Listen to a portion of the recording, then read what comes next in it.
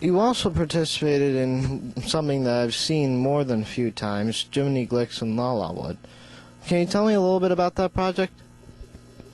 Well, it was a lot of fun. Mike Short, who's Martin Short's brother, was one of the writers on the movie, and he was also a writer on Mad TV. So we didn't work a whole lot together when we were on Mad, but we were certainly aware of what either person was doing, each other was doing.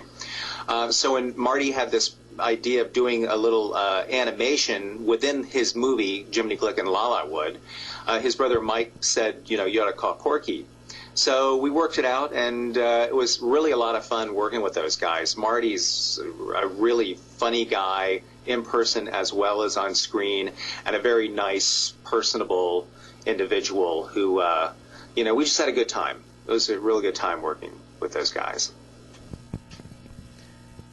I understand that you hold an interesting record at the Sundance Festival. Excuse me. What would that be? Oh. Well, I've had more films in Sundance than any other director, as far as I know. It was a while ago that I had this record, 2002, that I knew for sure that I was the one. It's been, that was 2002, so it's been 5 years since then, so I don't know if anyone's caught up. But I think that the reason is I had a couple of years in which they screened multiple projects of mine. In 1997, they showed 5 of my films, and that was a first for them. They'd never done that before. So it was a real interesting year for me, and and I felt honored that they did that. And the same thing in 2002, they showed 2 of my films. So I felt very much, honored, and I appreciated their interest and encouragement, and still do. This year I might hopefully boost the record up again. I entered about 10 things. Well, congrats. Thanks. We'll see if they take one. Your work has been screened at animation film festivals, as well as the Boston Museum of Art and the Guggenheim Museum in New York City. What kind of feedback have you gotten?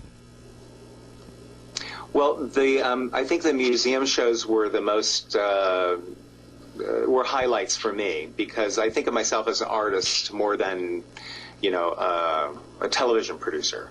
Because the things I like to do, I think, are more, in my mind, artistic than commercially driven, even though we're doing them for television and that's a commercial medium. So those were the most fun things for me, and especially the Guggenheim show, because I got to be part of a thing called Situating Comedy, in which they showed films from all the great comedy filmmakers throughout the history of cinema, from Charlie Chaplin on through Woody Allen and Sidney Lumet, and my films played with Sidney Lumet's network. So I felt like I was in great comedy being put into a group of films that included the Marx Brothers and Woody Allen and other great cinema, cinema directors.